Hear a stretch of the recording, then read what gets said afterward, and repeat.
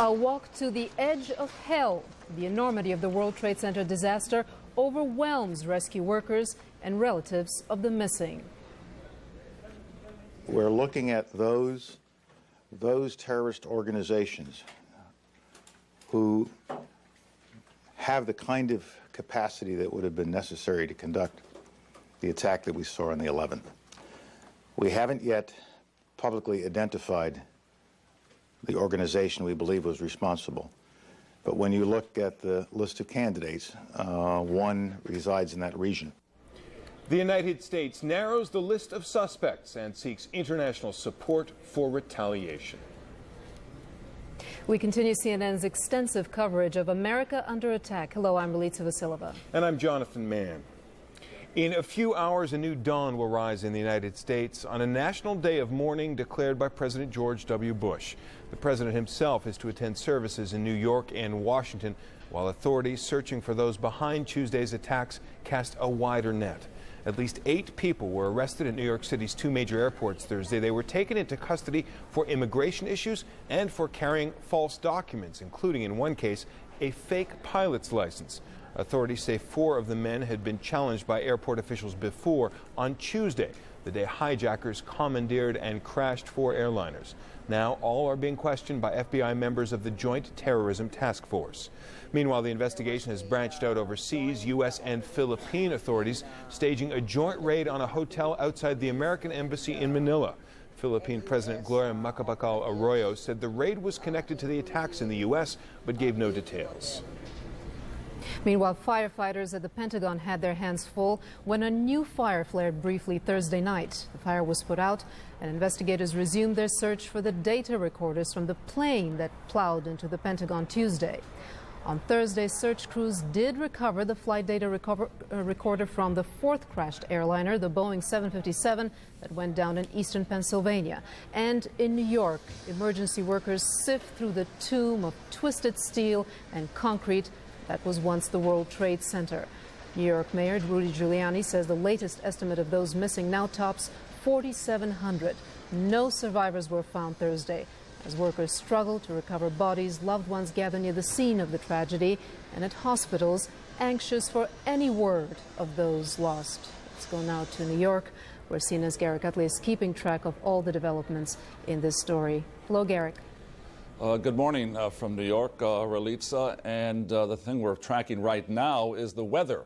Even here in our studio, we can hear thunder outside. There's been a lightning and thunderstorm moving through, and the impact of that on the city has been down there in lower Manhattan. You see the lights on the smoke, which is still rising from where the World Trade Center was. And that has, for the moment, interrupted the rescue operations. The workers, though, are certainly not going home. They're hanging in there. And when this storm passes through, they will continue their rescue operations. Of course, quite aside from the search and rescue down there, although we've put rescue in quotation marks because as of today, during the day, no survivors were recovered. There is the question of what happens now. That brings us to Osama bin Laden, the believed radical leader of the terrorist movement. And Secretary Powell said today that he is the top of the list, most wanted man in the world right now. But how do you go about, how does the Bush administration go about tracking him down and doing something about what he did last Tuesday morning, or is believed he did last Tuesday morning? The real questions are, who is he, Osama bin Laden? Where is he? And what is it that he really wants? The who is the easiest answer. Osama bin Laden is 44, a millionaire born in Saudi Arabia who has used his wealth to finance terror to fulfill his crusade against the United States. The where of bin Laden is mainly Afghanistan, where he built his terrorist camps. The Taliban regime there, which has sheltered bin Laden, has imposed its version and vision of Islam on Afghanistan. Women can work only in health and education fields and have few rights. There is a ban on using the internet and on importing movies, musical instruments, and even playing cards. Western aid workers have been put on trial, charged with the crime of preaching Christianity. In March, the Taliban blew up a pair of 2,000-year-old statues of Buddha, despite international appeals to save the treasures that had no place in the purist Islamic society the Taliban are trying to build. If bin Laden and the Taliban have much in common, bin Laden is more engaged in backing fellow Arabs in their conflict with Israel, which is backed by the United States, and in attacking the leaders of his homeland, Saudi Arabia, whom he sees as the materialistic pawns of a militaristic United States, which has stationed its troops there. And so it is the United States that has become, in Osama bin Laden's eyes, the evil enemy that needs to be cut down in size and power. Literally, brutally cut down. And there is certainly a dark irony about this whole story with Osama bin Laden. The fact is that several years ago in the past, the United States played a role in helping make him what he is. Not a radical terrorist, certainly, but bringing him to the power and the stature he has among the radical Arab movement and Muslim movement, simply because of the conflict in Afghanistan, when at that time he was serving the purpose against the Soviet occupation of Afghanistan, and he and bin Laden and many of his allies were supported by the West in their efforts against the Soviets. Well, now times have changed, the tables have turned, and one of the results is what we saw here last Tuesday. Let's go back now to Atlanta.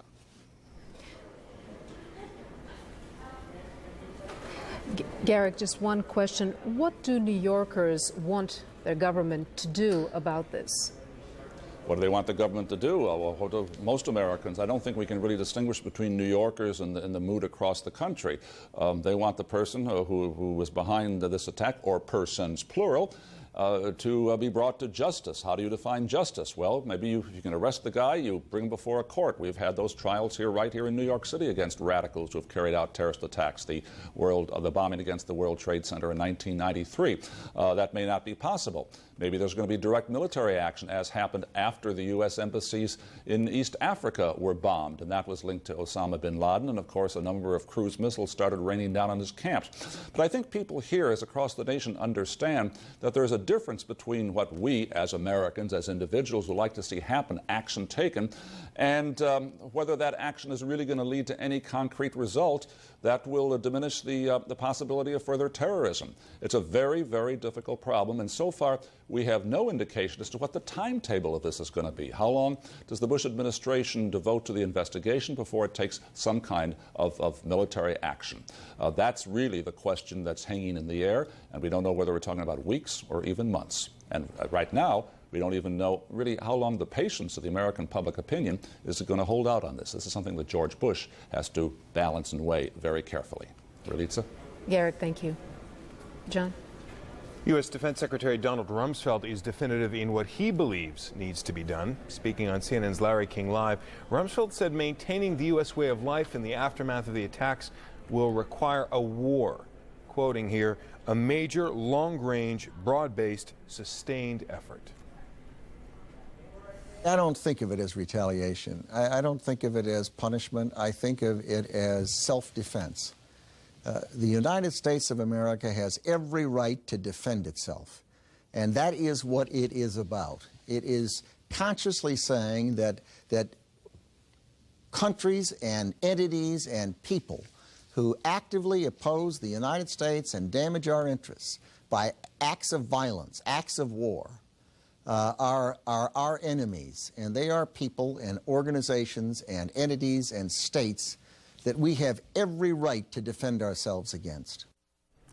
President Bush has not yet said how he intends to respond to Tuesday's attacks. For now, he is considering a request from Rumsfeld to call several thousand members of the reserves to active duty in the next few days.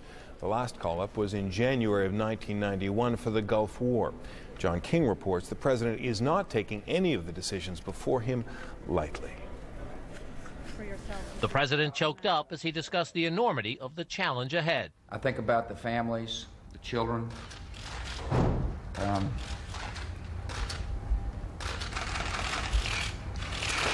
I'm a loving guy, and I'm also someone, however, who's got a job to do, and I intend to do it.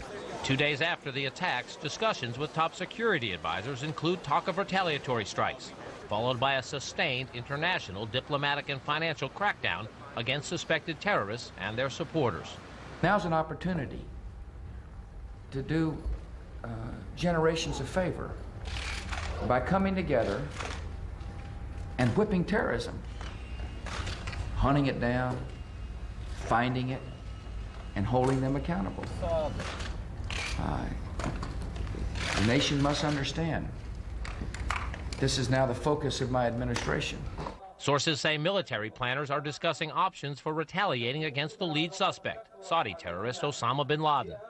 But one senior official said the administration was waiting to act because, quote, there might be not one but multiple organizations involved in this. Another served notice that when the administration does act, it will not be a one-time affair. You don't do it with just a single military strike, no matter how dramatic. You don't do it with just military forces alone. You do it with the full resources of the U.S. government. It will be a campaign, not a single action. The President and First Lady took time to visit some of those injured in the attack on the Pentagon.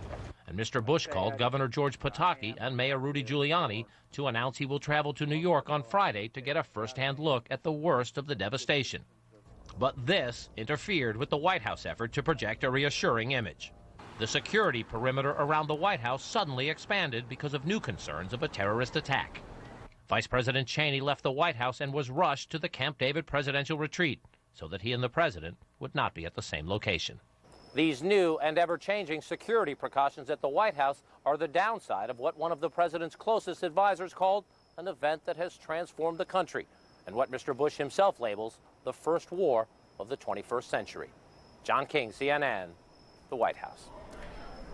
For more on the president's reaction, we go now to White House correspondent Major Garrett. Major? John, we have some news to bring you about the deal struck between the White House and congressional negotiators early this morning over a $40 billion supplemental spending bill to assist the efforts in New York and Virginia to recover and clean up after the terrorist attacks in both places. $40 billion is twice what the White House had requested from Congress, a clear sign of bipartisan support. $10 billion of that will be able to be released by the president immediately to aid those recovery and cleanup efforts. Another $10 billion can be released with 15 days notice given to Congress, and $20 billion is being set aside in what congressional negotiators call a reserve fund that the Congress will obligate after being told to do so or asked to do so by the president. So $40 billion, a deal reached early this morning between the White House and members of Congress. Late Thursday on Larry King Live, House Speaker Dennis Hastert said that the Congress, Republican and Democrat, would unite behind the president, provide him resources not only to deal with recovery and cleanup, but also to draft and approve a resolution authorizing the use of force against any terrorist cells or organizations thought to have been responsible for the attacks on Tuesday. President Bush himself spent time on Thursday, dealing with the after effects of the Tuesday attacks, visiting those who are recovering at the George Washington Hospital Center and providing whatever comfort and aid he could to those recovering there at the hospital. Also, he spoke by telephone, as John King pointed out, with the governor of New York, Republican Governor George Pataki, and the mayor of New York City, Rudolph Giuliani. The president will fly to New York City later on today, Friday, to survey the damage from the air and also to go to the ground and see it up close. Before he does that, he will attend what is being described as a national prayer service on a National Day of Remembrance, the National Cathedral in Washington, both efforts designed to bring the president to New York to thank and to shake the hands and give his support to those thousands of New York police and firefighters working in the recovery effort tirelessly, and also to lead the nation in a day of remembrance and a day of prayer. Jonathan?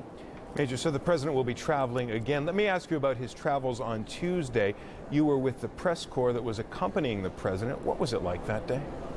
It's an amazing day, Jonathan, an amazing day that began in the most ordinary of ways. The president woke up early. He went for a jog, even brought some reporters along.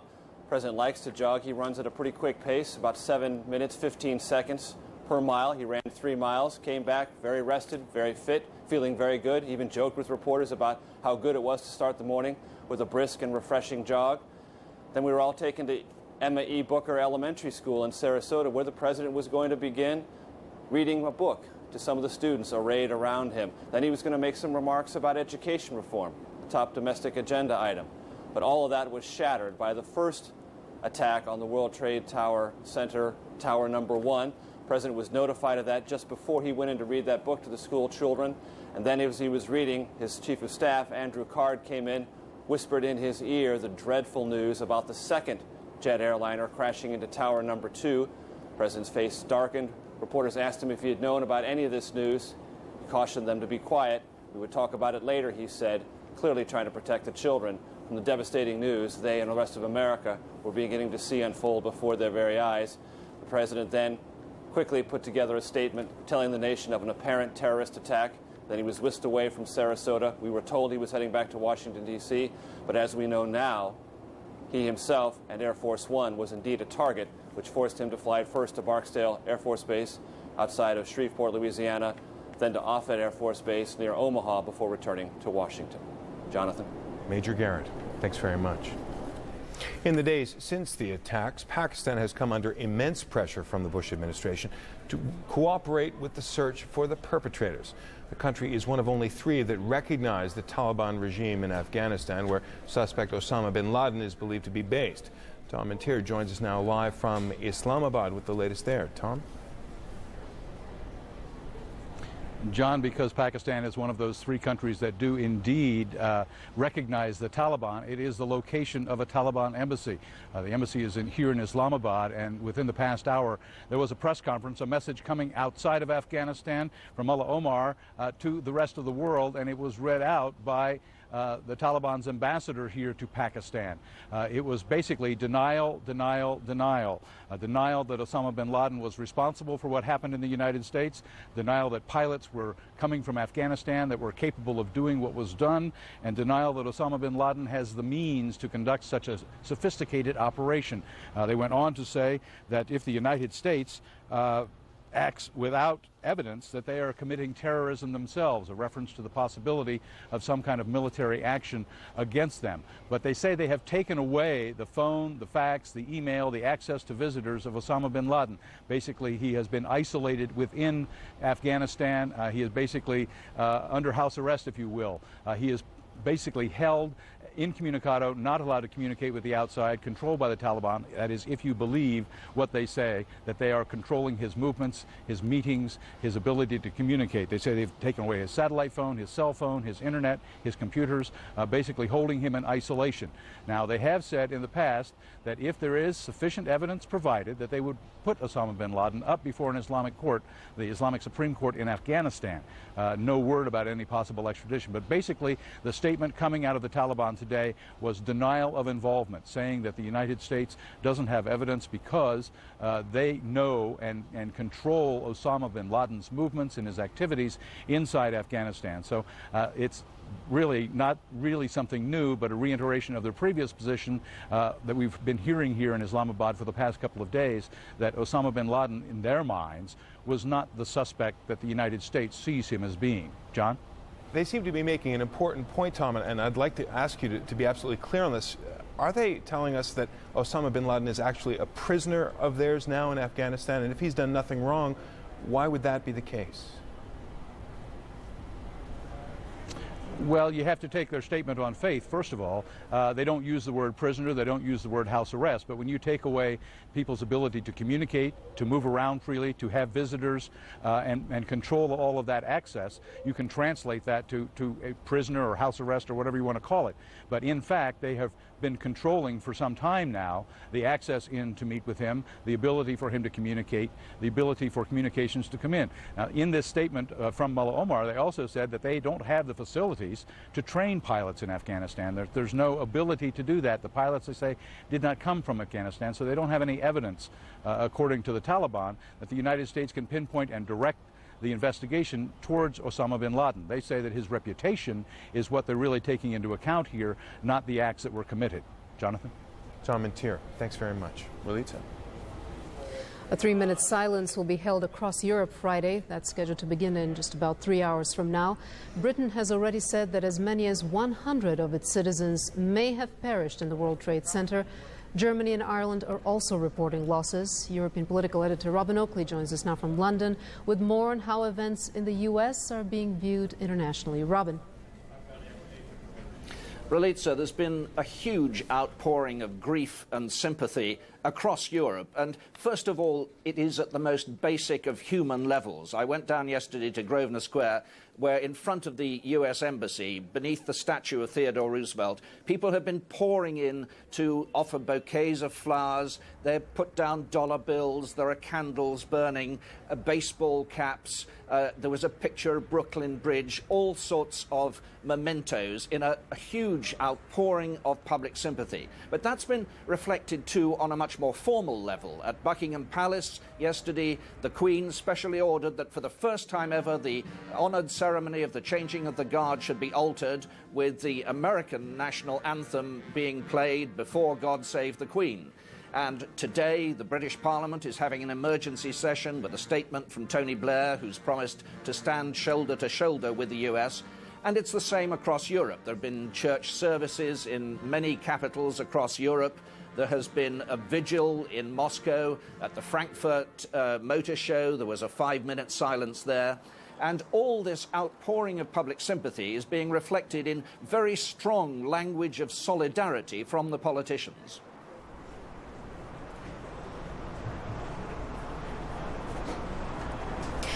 Robin, what kind of support is Europe considering at this point? Is it considering military support?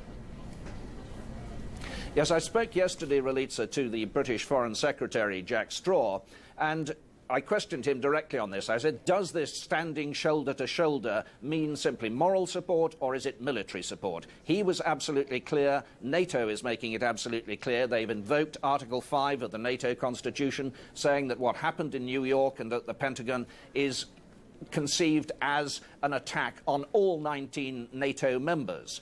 There is going to be considerable discussion about what level of response they would like to see from the United States. There are worries, it has to be said, in some countries about just how high that level should be. Jack Straw was saying that it is important, too, that any targeted action is targeted on the right suspects. I think there are worries from parliamentarians in some countries that over indiscriminate action, perhaps with women and children suffering, might only cause the outbreak of further terrorism. So they want the action to be strictly targeted. And the words that were used on a British radio station this morning of Henry Kissinger, cool, relentless pursuit, were echoed by a number of British parliamentarians immediately afterwards. That's the kind of reaction they want to see. Relitsa. Robin, thank you. John. We'd like to take a moment to correct a report that appeared on CNN earlier. Based on information from multiple law enforcement sources, CNN reported that Adnan Bukhari and a brother Amir of Vero Beach, Florida, were suspected to be two of the pilots who crashed planes into the World Trade Center. Now CNN has learned that Adnan Bukhari is still in Florida, where he was questioned yesterday by the FBI. We are sorry for the misinformation. Through his attorney, Bukhari says he is not connected at all with this, that he is helping authorities, that any documents they found with his name mean his identity was stolen. He says Amir Bukhari, who he says is not his brother, died in a small plane crash last year. German police are investigating a possible connection with the hijackings. They searched 4 apartments in Hamburg, including the former home of one of the men suspected by U.S. authorities, Mohammed Atta. Atta and another suspect are believed to have received flight training in Florida. CNN's John Zarella has been looking into that. Unfortunately, sadly enough, Henry George feels pain, extreme frustration, and great regret. I don't want to believe that what I did made him successful. Last December 29th and 30th at his Opa-locka flight training school, George gave 2 Middle Eastern men some basic lessons in a simulator on how to fly a jet aircraft. The 2 men were Mohammed Atta and Marwan al-Shari. The FBI is now combing through apartments in South Florida, checking cars and mailboxes, all linked to Mohammed Atta.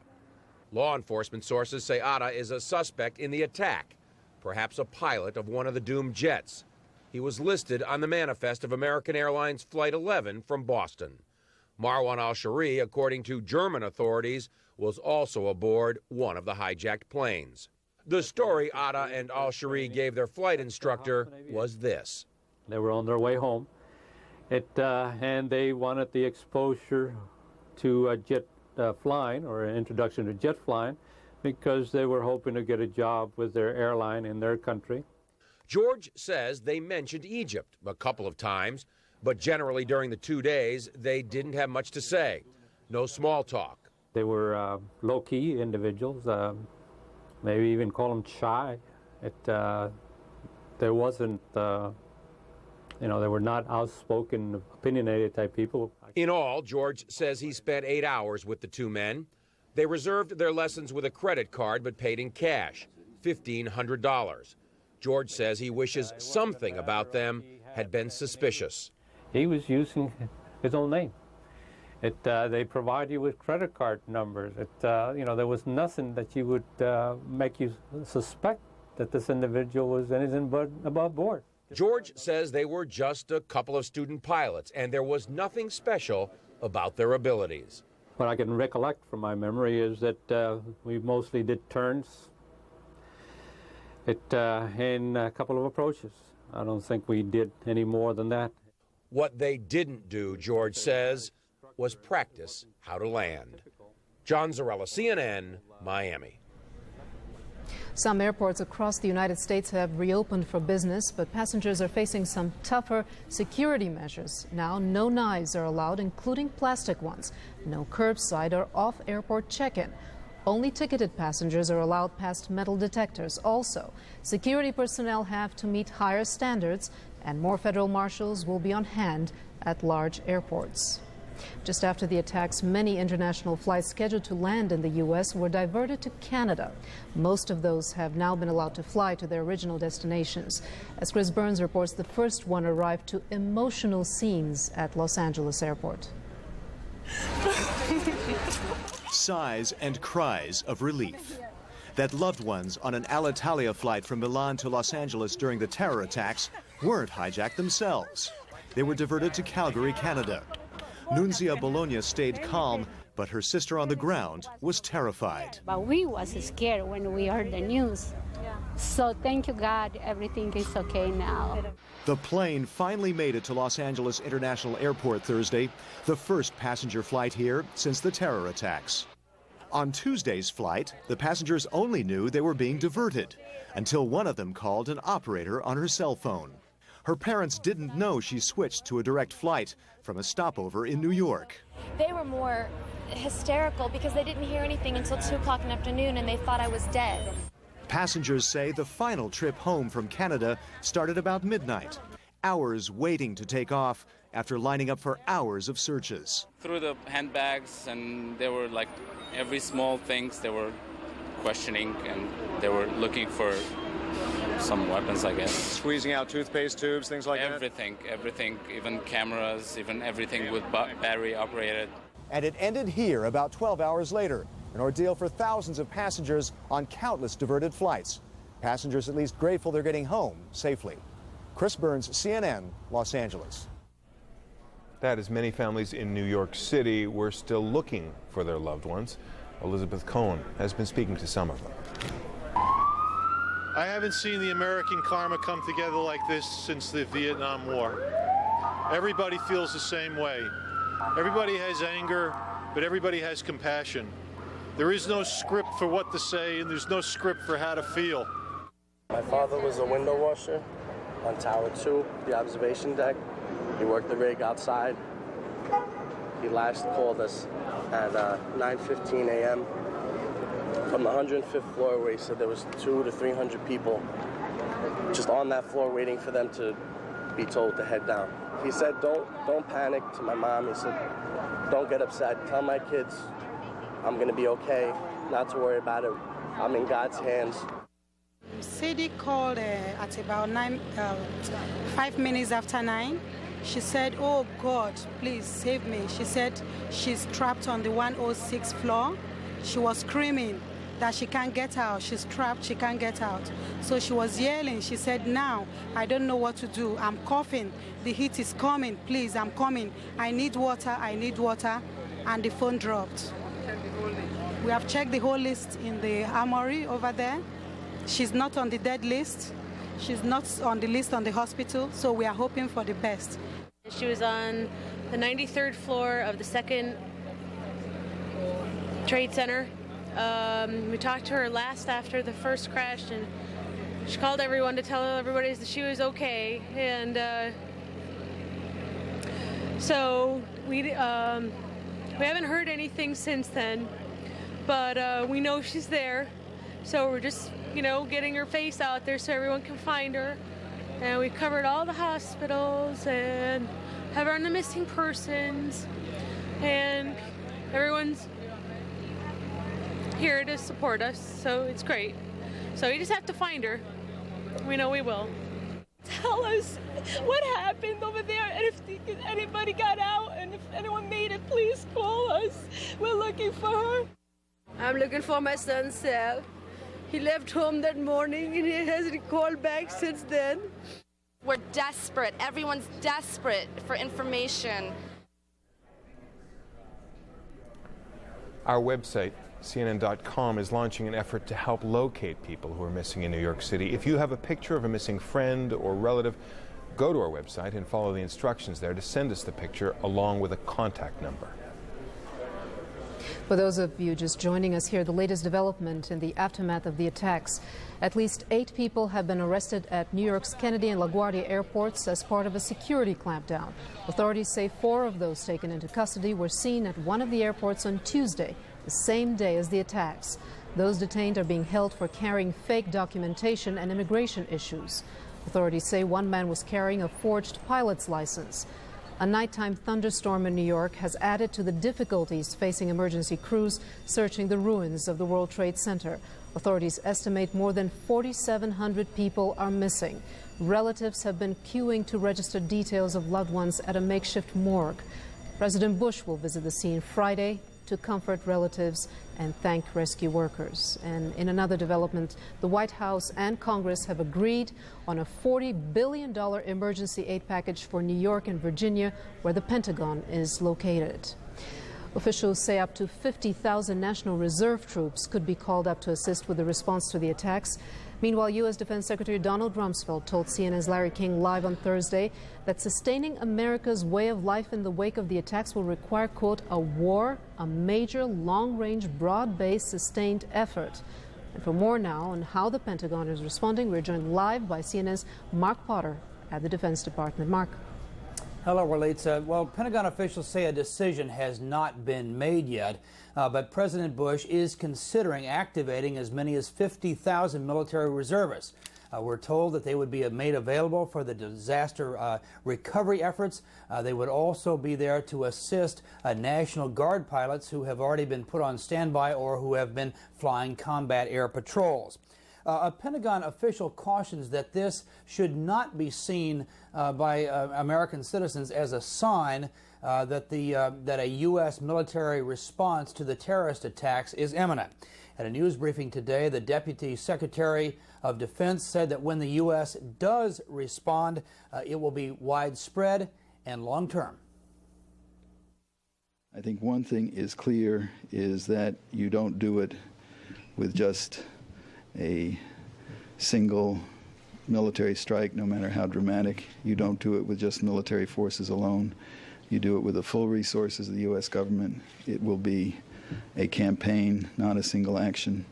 And we're going to keep after these people and the people who support them until this stops. Now, here in Washington, D.C. today, fighter jets could be seen flying past the U.S. Capitol and other national landmarks. The Defense Secretary, Donald Rumsfeld, said that combat air patrols are still being flown in the area between New York City and Washington, D.C. He also said fighter pilots are on a 15-minute strike alert at 26 bases around the country. Now, here at the Pentagon itself, this morning, workers continue to dig through the rubble as they have been doing 24 hours a day, looking for more victims and for the voice and data recorders, the so-called black boxes from the American Airlines 757 jet that slammed into the building here Tuesday morning. You can see the site. There was a fire here earlier, but it was put out in about 25 minutes by firefighters, and no one was hurt, and now work in the rubble has resumed. The county fire chief said earlier that officials heard what they believe were pinging sounds emitted by one of the black boxes, but so far there have been no reports that any of the boxes has been found. And finally, in conjunction with the National Day of Prayer and Remembrance, a call by President Bush, there will also be prayer services here at the Pentagon, where officials say their best estimate now is that around 190 people were killed here on Tuesday, and that includes the people who were aboard that American Airlines jet. Back to you. Mark, if the Pentagon says that a military response is not imminent, what is the emphasis on at this point? Is it intelligence?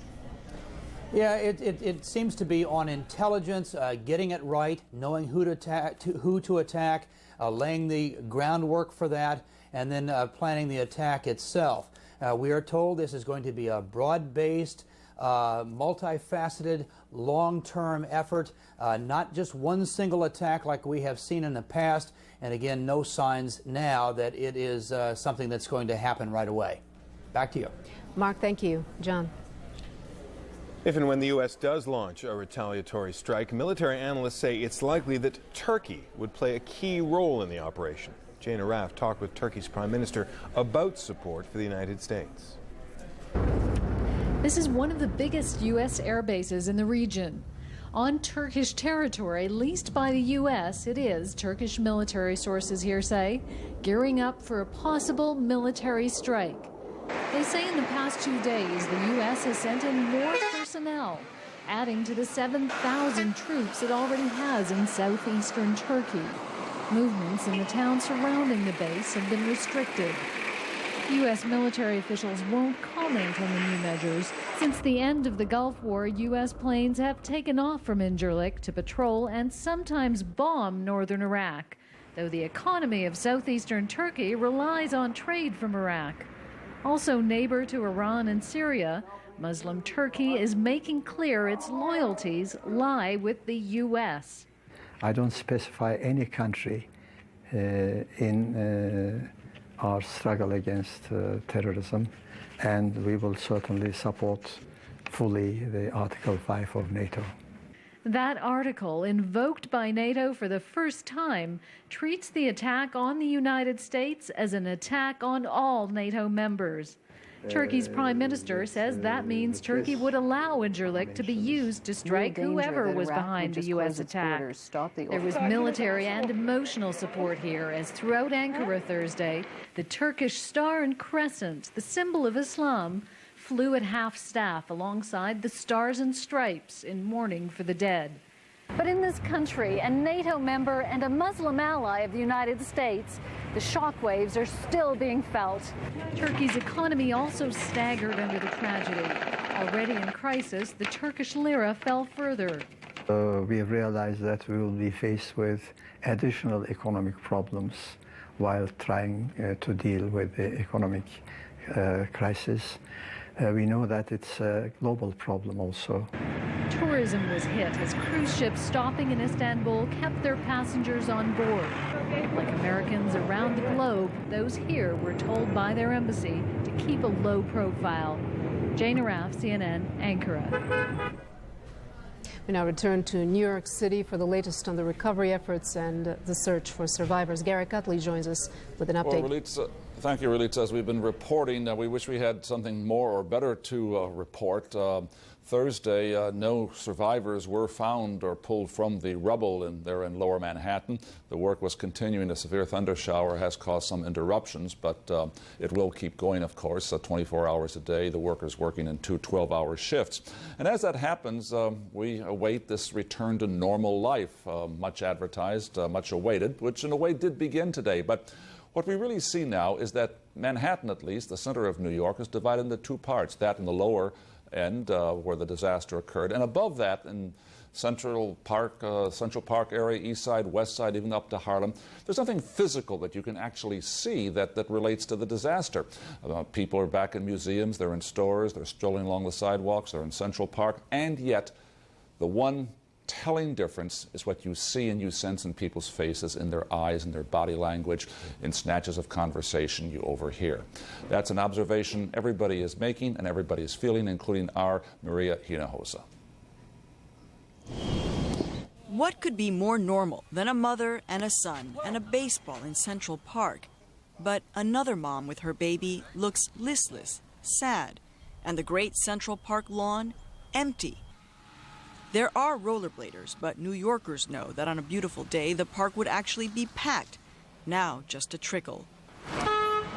In Midtown, the traffic is back and running, and there are crowds in the streets, but these people were evacuated. There was a bomb threat on 42nd Street, and for precaution reasons, they've asked us to leave. There is foot traffic, lots of it, and people soaking in the good weather.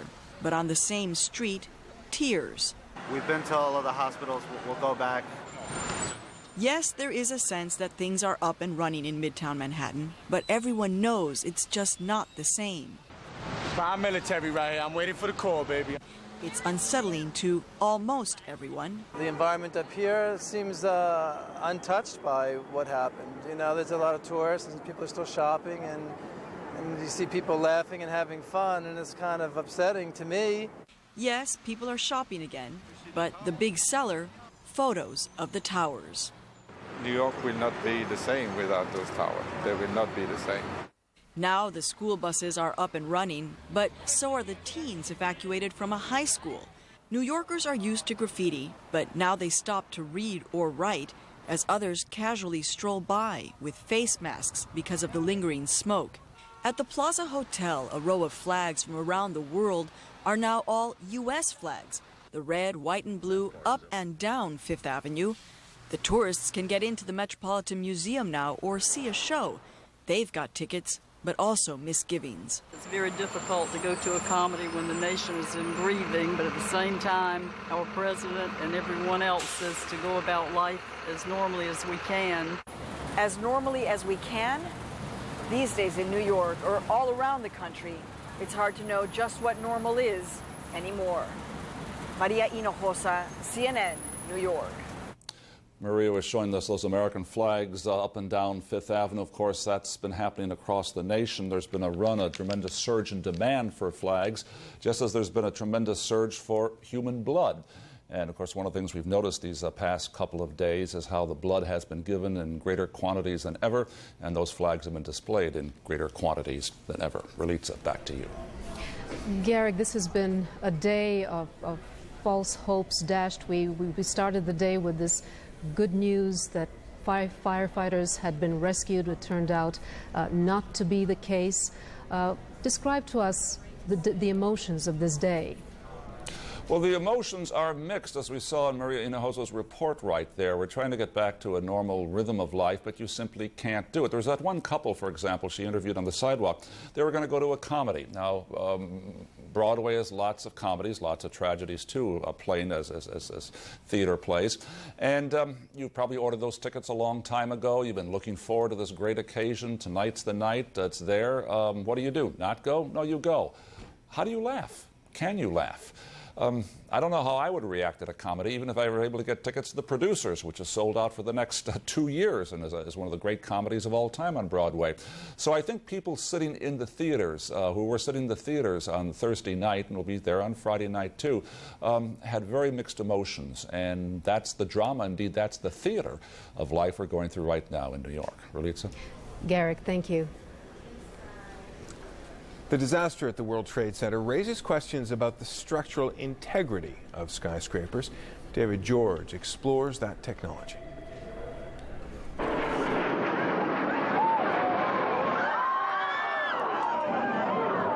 It was the attack that was never supposed to happen. And when it did, what happened next happened just like it was supposed to. The building rocked like you were on a ship. And it swayed back and forth a couple of times. The World Trade Center's North Tower shook and swayed, but thanks to a design concept engineers call redundancy, did not fall, not right away. If the load carrying capability is disturbed or destroyed in one area, within reason, it should be able to, the structure should be able to transfer the load from that point and carry it down to the foundation using a different path. That's what happened at the World Trade Center.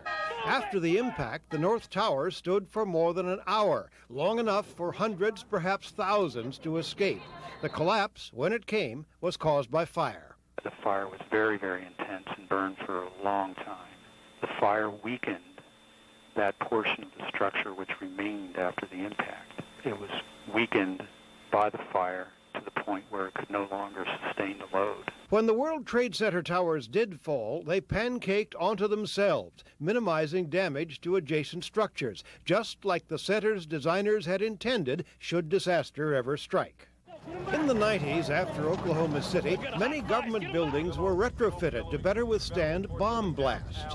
But when an airliner hit the heavily reinforced Pentagon, the seat of the nation's military leadership didn't stand a chance. A large jet full of fuel hitting a structure is about as severe as it gets. In the days after the World Trade Center tragedy, Georgia Tech's Barry Goodnow suggested it would be technically possible, but too expensive, to design a totally disaster-proof building, unless, he said, the building were built underground.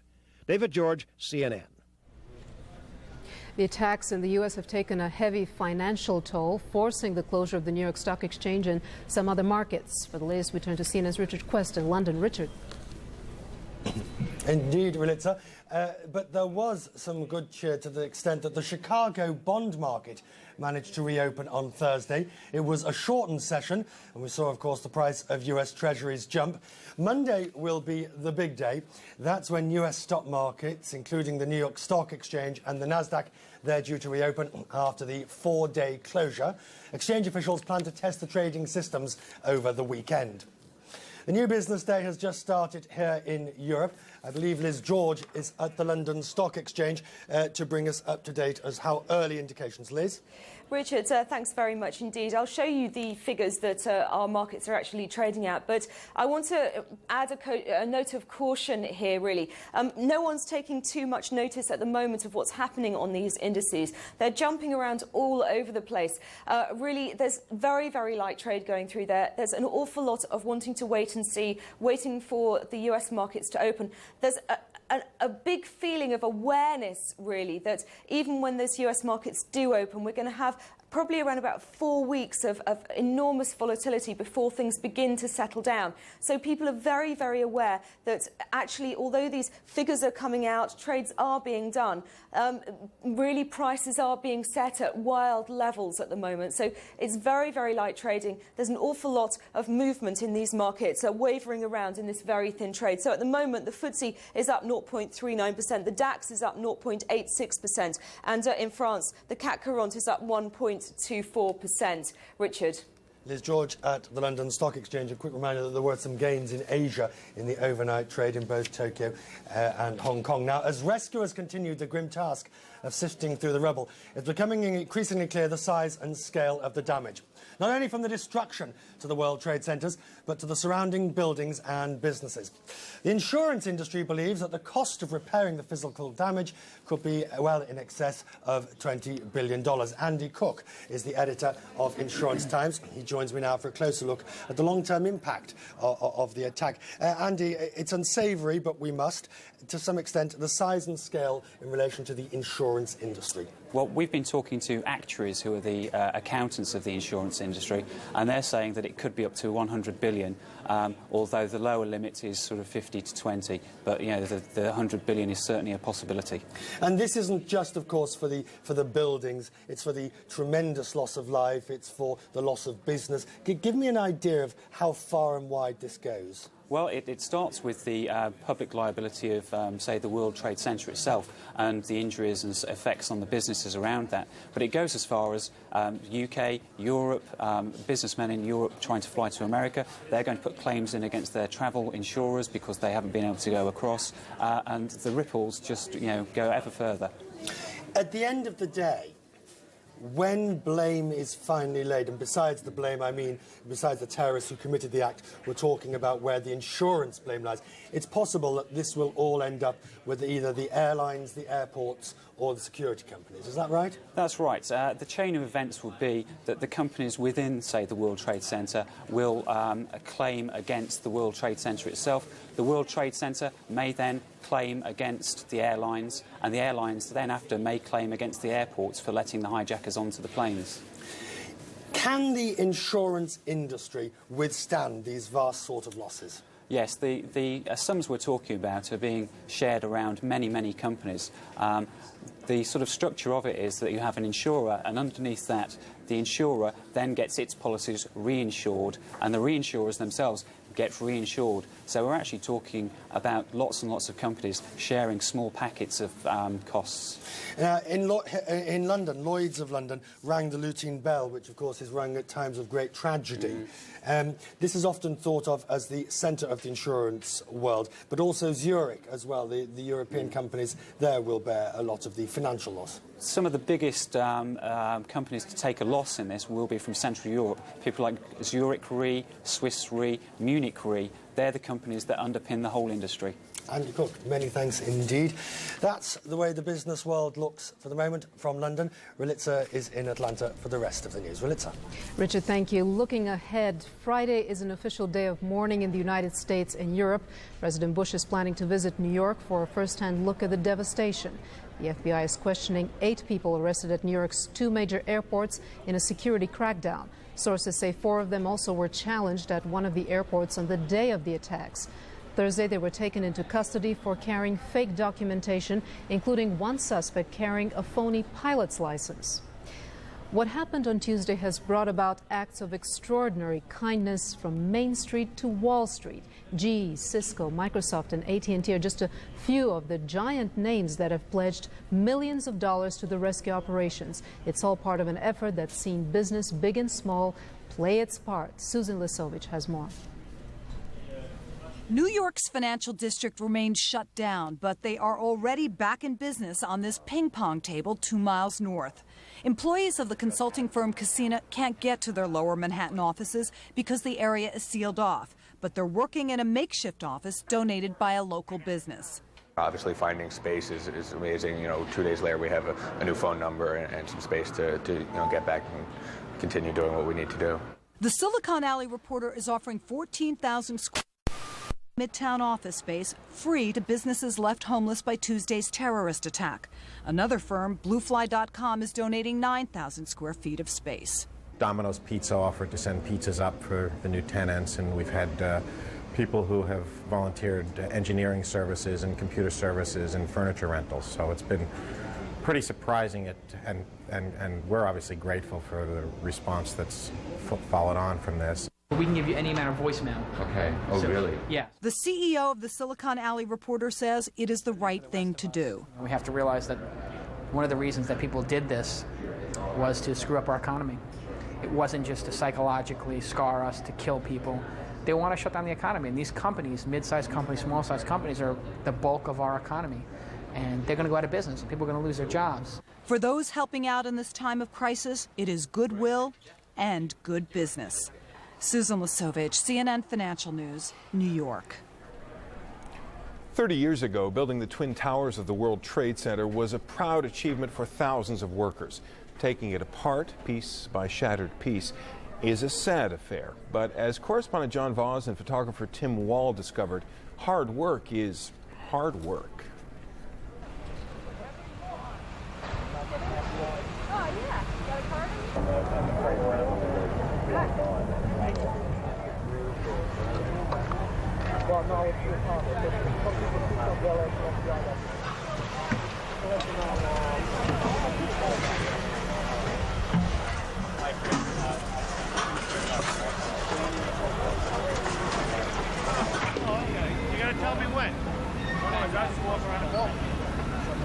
Never in my wildest imagination did I think this building was going to come down. I really believed in my heart that we were here to save people, not to carry our brothers out.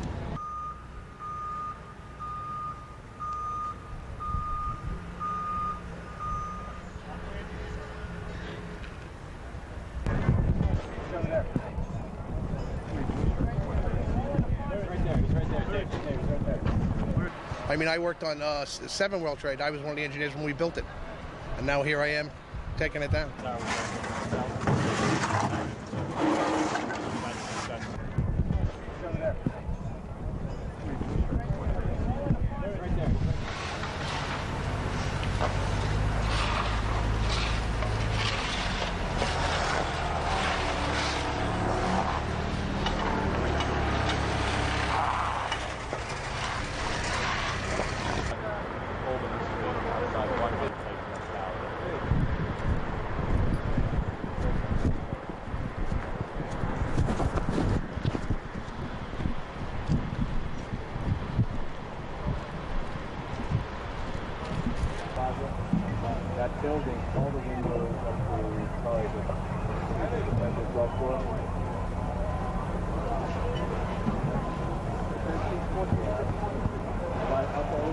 On the front of it, red spray paint.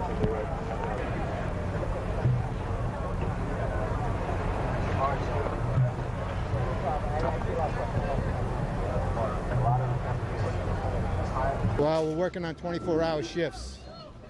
24 on, 24 off.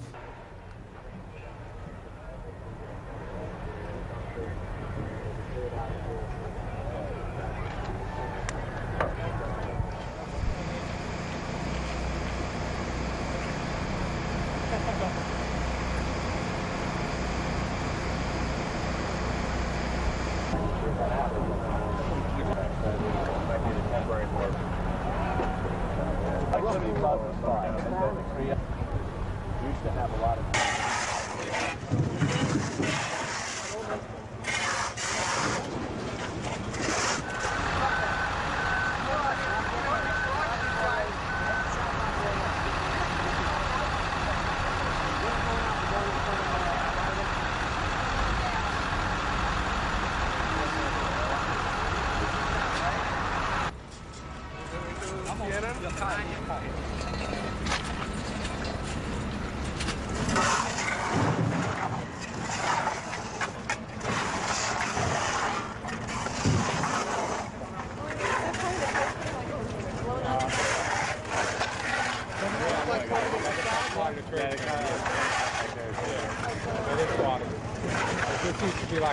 It can't be described. It can't be described. It can't be. It's just, it's unbelievable.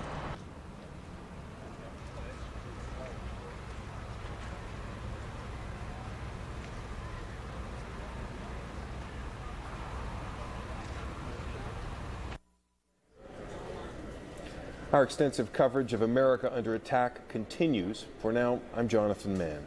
And I'm Relitza Vasilova. We leave you now with the latest pictures that we received on the remarkable devastation and the extent of the devastation in Manhattan. These pictures shot by a structural engineer.